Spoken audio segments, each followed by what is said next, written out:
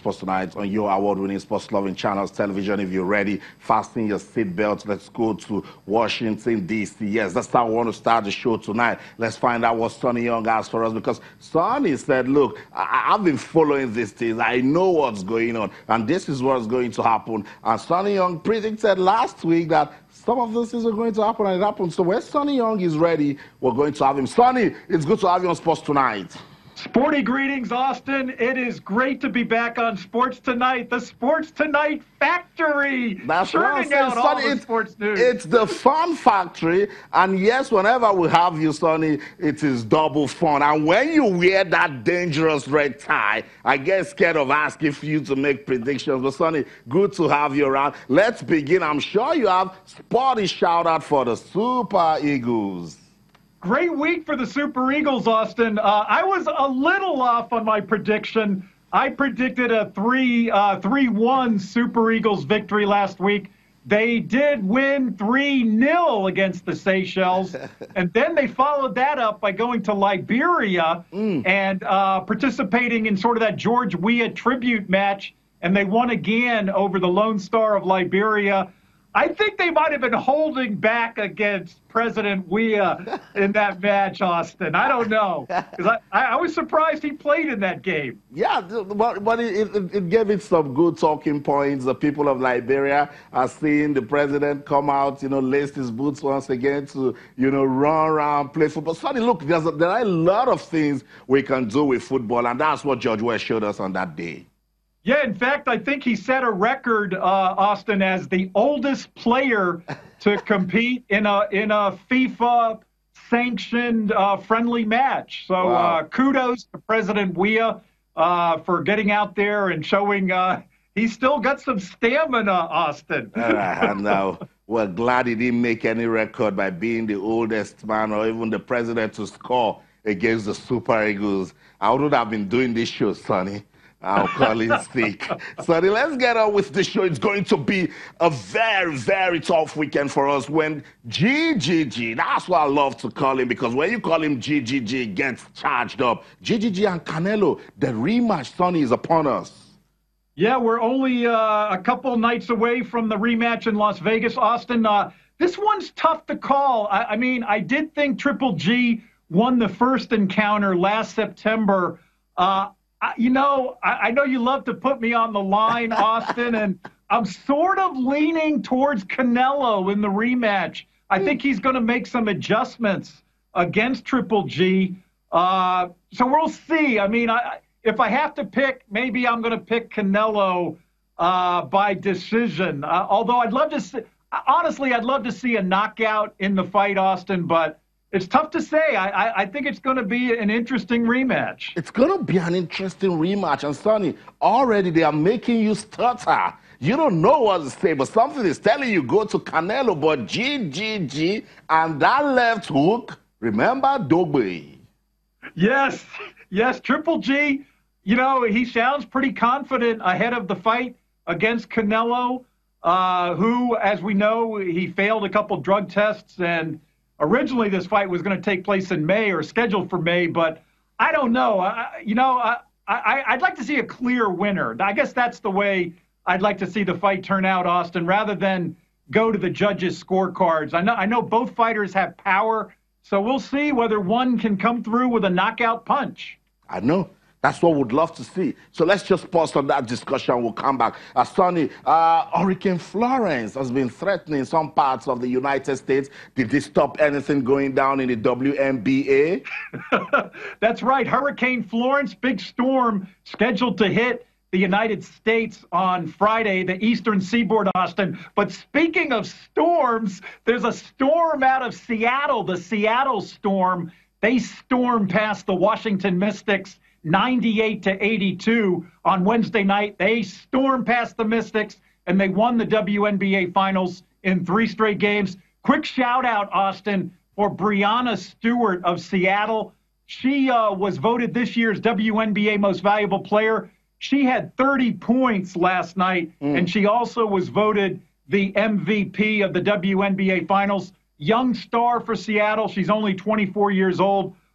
She's a player to watch. she's scheduled to play in that FIBA World Cup. I know you mentioned the Tigress of Nigeria, Austin, and I think the USA has to be considered a favorite, probably for the gold medal in that tournament. Yeah. Rub it in. We know you have a good team, but the USA didn't come to the World Cup for the men, so we'll let you. If you want to win the women, you'll win. But it will be so nice if it's Nigeria and the USA. So starting with the Seattle Storm winning that one, can we say Hurricane Seattle?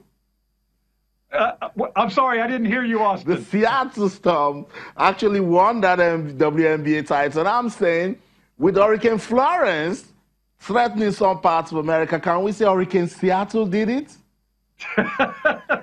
Yes, I know there was a movie a few years ago called Sleepless in Seattle, Austin. I know they're not sleepless now. They're celebrating that victory. That's what sports can do. We love it. Sonny, let's talk about that guy that did phenomenal things 2 seasons ago in the NBA, and even this last season, Russell Westbrook. Sonny, you know what Russell did? He went back, watched our show, and they said, they want to test me. And he went on and injured himself. But Sonny, will Russell Westbrook play in the opener of the season? That's a good question, Austin. I know we still probably want to test him for alien DNA, but I think he is human. He showed his humanity on Wednesday. He underwent knee surgery, and I think the Thunder is a little bit concerned. It wasn't major knee surgery. They call it arthroscopic knee surgery. But Westbrook has had this procedure done in the past on the same knee, and now they say they're going to reevaluate him in 4 weeks, which would be very close to Oklahoma City's home opener, October 16th, against none other than the defending champion Golden State Warriors. So I think Oklahoma City, hoping Westbrook will be healthy for the start of the new NBA season. And so then next we say test him for the alien DNA, his doctor will run and say, look, he went through surgery, so he's human. We're not buying that. Let the season start. Sonny, let's talk about the U.S. Open. Sonny, what a story. What a story. Records were made at every front. Let's begin with the ladies. What's your own side of the story? Serena Williams and Naomi Osaka. Well, I thought Serena, she was my pick ahead of that match against Osaka. And as things turned out, it really, I think in the end, Serena kind of took a hit image-wise, Austin, with her behavior in that match against Naomi Osaka. I just thought it really wasn't behavior fitting a 23-time Grand Slam champion. Serena was losing in the match when she had that outburst against the chair umpire, Ramos. And I don't know. I just think it really left kind of a sour taste in the mouths of some tennis fans. I have no argument that Serena is the greatest female player of modern times, really, that I've witnessed. But I just didn't think she was exactly gracious in defeat, Austin, with her behavior against Osaka. Yeah. Osaka, her first major title. And Serena really overshadowed Osaka with kind of that temper tantrum she had on the court. I get you, Sonny. Serena cried. Naomi cried. I didn't know who to turn to say what's going on. But aside all of the drama that we saw on that day, did Naomi Osaka play the sort of tennis that can make us say, she's one for the future? I think she's a player to watch, Austin. Naomi Osaka played a tremendous match against Serena Williams. She basically controlled that match, winning in straight sets, 6-2 and 6-4. And I think she could possibly be an emerging star in women's tennis. She's only 20 years old, and she returned to Japan earlier Thursday, and they seemed delighted to see her. She signed an endorsement deal with Nissan Motors, and I think she's going to sign a few more because of that triumph. She really should gain a lot of confidence after beating Serena Williams. So now the attention turns to Australia, and I got to believe Naomi Osaka is going to be considered one of the favorites on the women's side, Austin. That's right. She went to Japan, Sonny, and the crowd came out. They showed her so much love. They did, and we can't forget Kei Nishikori either, Austin. He played excellent tennis in New York. Just a great showing by Osaka and Nishikori. Nishikori made it to the semis, and then he lost to the eventual champion, Novak Djokovic. I did get that prediction right, Austin, You with can say that again. winning against Del Potro. But, yeah, I think overall, I think Djokovic and Osaka, they definitely deserve the kudos for their performances in New York. They do. And Sonny, you too, you deserve some. Not just kudos, you deserve some accolades for getting those predictions right. Sonny, thank you so much for your time. Next week, I'll be telling you who got the title between GGG and Canelo. Yes, yes. And I'm not going to make a prediction in that fight, Austin. I'll let you go, Sonny. Thank you so much for your time. Always a pleasure, and a very good evening to all your many viewers.